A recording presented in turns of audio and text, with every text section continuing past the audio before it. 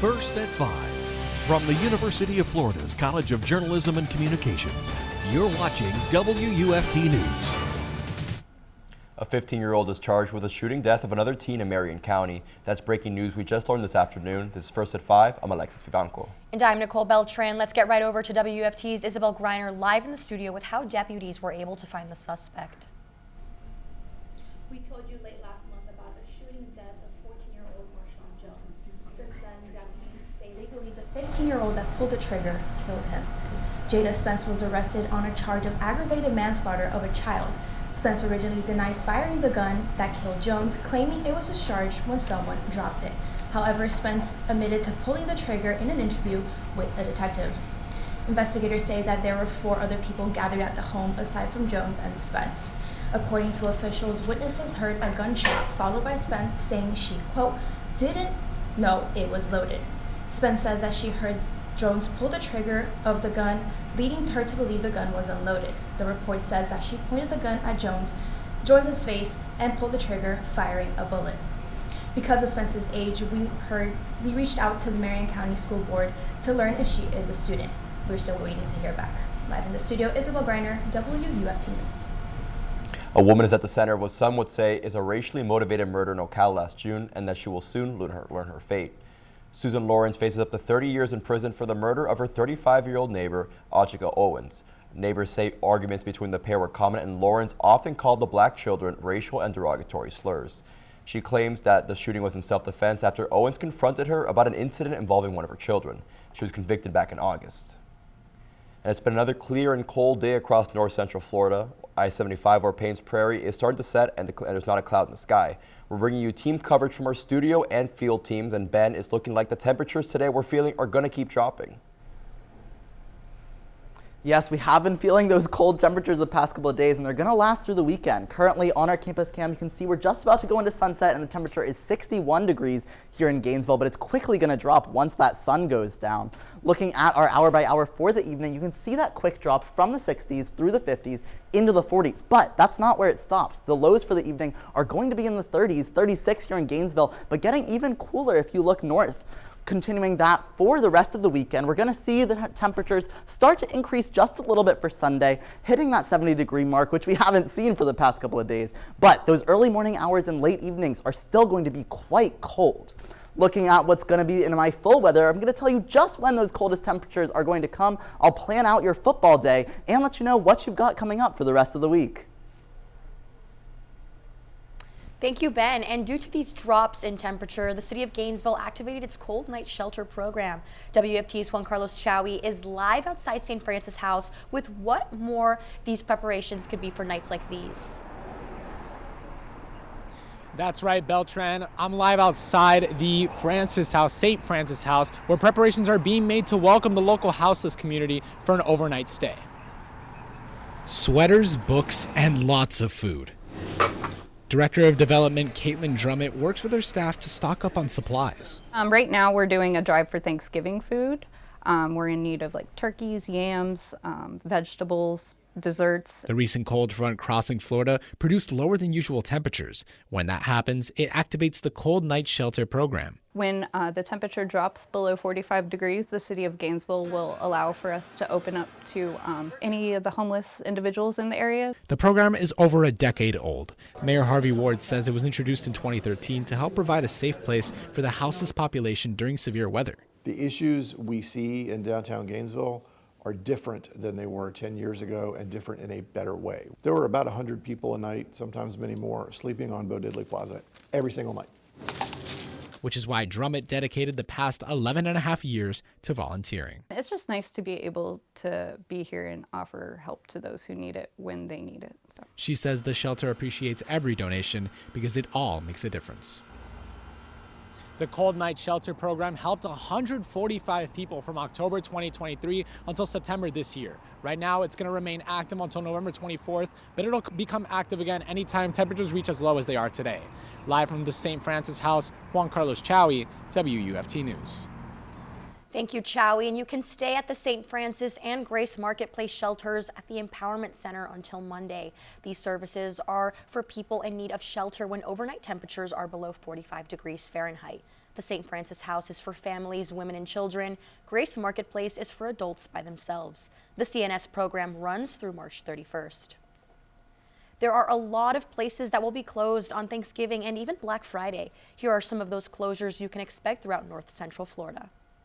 In Ocala, all city offices will be closed on Thanksgiving and Black Friday. In Gainesville, all city offices will be closed too. Your garbage will not be picked up on Thanksgiving, but it will be picked up on Friday. Also, RTS will have reduced bus service on Wednesday, no service on Thanksgiving, and holiday service until 5:30 p.m. on Friday. With the holiday season approaching, many are getting ready to hit the road, and AAA is expecting record-setting traveling numbers this Thanksgiving. The Department of Florida Highway Safety and Motor Vehicles has noted a consistent increase in road-related accidents during holiday travel and has taken steps to ensure the safety of drivers. Even with these steps in place, FDOT Community Outreach Manager Hampton Ray emphasizes that the safest thing travelers can do is stay aware. Yeah, you know, safety is always our #1 priority with the Florida Department of Transportation. We are always looking at ways that we can improve safety on the roadway. But I'll be honest, we can build our roads as safe as possible, but if our drivers don't drive safe, it doesn't matter the condition of the roadway. FDOT has continued to push precautions, including using the Florida Highway Patrol hotline to report intoxicated or aggressive drivers, among other precautions. The efforts are in hope of lowering the rates of collisions and casualties during the holiday season.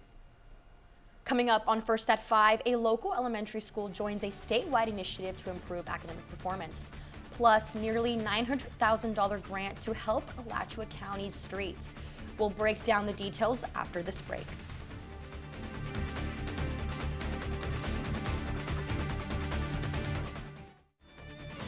You're watching WUFT-TV News.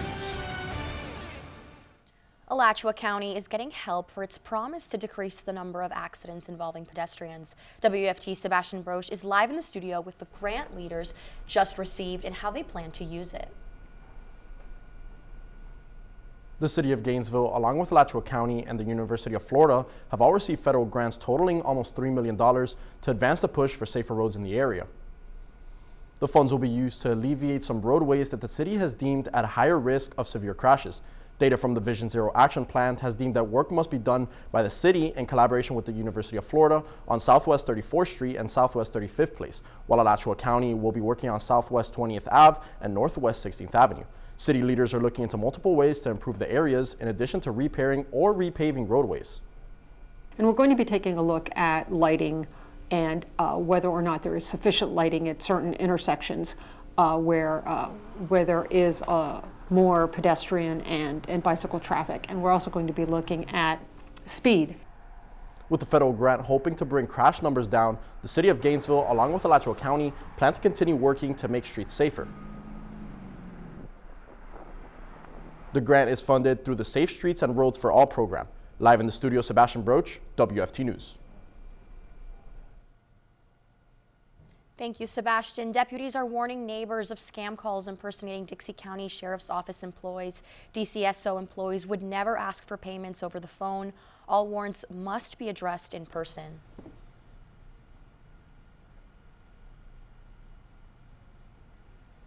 If you're looking for somewhere to take the family this weekend, look no further than Ocala. Light Up Ocala will make the city glimmer for the 40th year in a row. This tradition brings more than 100 vendors and live entertainment to downtown Ocala, complete with a tree lighting ceremony and a community showcase parade. The event will end with a street party on Saturday evening. Most streets will be shut down, so residents are encouraged to use the free shuttle services offered by the city. And Alachua County Public Schools is looking for donations to feed children over the holidays. Its annual holiday drive provides food and money to help families during winter break. Last year, the drive supplied boxes of food to over 800 families. You can drop off food donations at any of the locations on your screen. You can also make a monetary donation to support the drive through the Education Foundation. The deadline for food donations is December 14th, and the deadline for monetary donations is on December 17th. And you can meet your forever friend this holiday season. Alachua County Animal Resources is hosting its second annual holiday adoption drive. The 2-day Whisker Wonderland will have holiday festivities and free pet adoptions. You can join the fun on December 6th and 7th between 10 a.m. and 6 p.m. And it's cold enough for frost in parts of our area overnight. I'll let you know how long it will be before we're back up to the 80s coming up.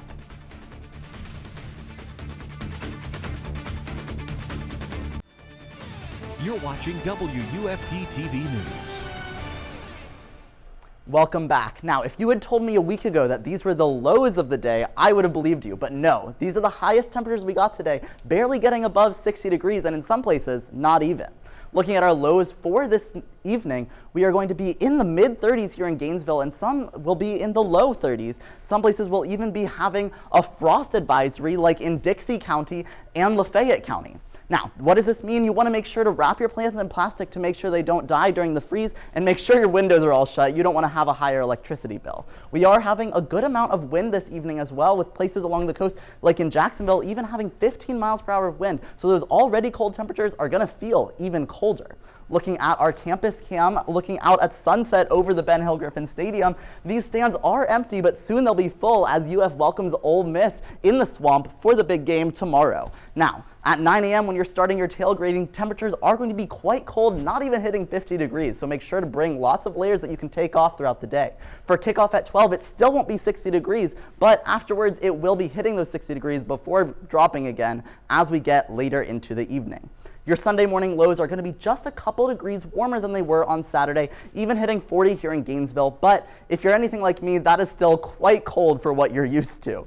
Now, for the rest of the weekend, our Saturday is going to be hitting those mid to lower 60s, and Sunday we're even going to be hitting 70 degrees, but it's going to be a while until we're back up to the 80s. Those warm temperatures are being evasive as we slowly improve. Looking at our muggy meter, you can see the humidity levels climbing throughout the week, getting just a bit wetter as we continue to get warmer looking through the week. Now, we are in a slight drought here in our area, but this area of exceptional drought, we did have a little bit of rain since November 19th when this data came through, so it's not quite as intense as the graphic is making it seem. Looking at our 7-day outlook, you can see those temperatures climbing all the way through Thanksgiving, and no, we won't quite be hitting 80 degrees this week. We'll be just short of it on Thursday when everyone is enjoying their Thanksgiving feast.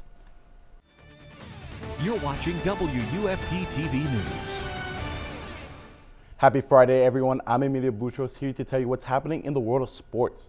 Round 2 of the state football playoffs are here, and there's a couple big games to look out for today. The 8-3 Buchholz Bobcats are facing the 10-1 Pace Patriots. Buchholz quarterback Trace Johnson and receiver Justin Williams have been nearly unstoppable this season. Williams is averaging 114 yards and has scored 20 touchdowns this year. Pace is a run-heavy team led by the dynamic duo Ben Tyner, who leads his team in touchdowns with 21, and Mikhail Williams, who has over 1,000 rushing yards on the season. Kickoff is set to be at tonight at 7:30. Vanguard High School, who has a 10-1 record, is another team to keep an eye on. They're taking on 8-3 Lake Wales tonight. After an opening loss to Buchholz, the Knights have racked up 10 consecutive wins, including last week's matchup versus Leesburg. Lake Wales junior running back Kyler Sanford is having a good year with over 800 yards on the ground and has hit pay dirt 4 times. Kickoff will be tonight at 7:30. Some other games to keep a lookout for is Lafayette traveling to face off against Hawthorne. Bradford will be hosting Newberry tonight, and Williston is going to battle it out against Fort White. All kickoffs are slated to be at tonight at 7:30. Let's keep things on the gridiron and into the Swamp, where the Gators are hosting number 9 ranked Ole Miss. After an upset win against the number 22 ranked LSU Tigers, the Gators are looking to continue their hunt for a bowl game. Ole Miss, coming off of their bye week, is in the middle of a 3-game winning streak, their last one being against number 8 ranked Georgia. Florida head coach Billy Napier emphasizes the need to get better every week. Can we handle, the praise, the positive? Obviously played well Saturday and get a lot of gratification from that. But I think it's important that we hit the reset button here, and it's about the next challenge. Kickoff will be tomorrow at noon. The Gators men's basketball team is on a 5-game win streak right now and getting 2 of their stars back. WFT Sports' Lauren Halpern is live tonight in the O Dome to preview their matchup against Southern Illinois. Emilio, tonight the Florida Gators could make history. The team is eyeing a 6-0 start, something they've only done once since the Billy Donovan era. But they were seen in practice yesterday and are good to go for tonight's game. The undefeated Gators took control late in the first half against Florida A&M, closing with a dominant 19-2 run to build a commanding 24-point lead. They came out on top 86-40 to secure their 5th win of the season.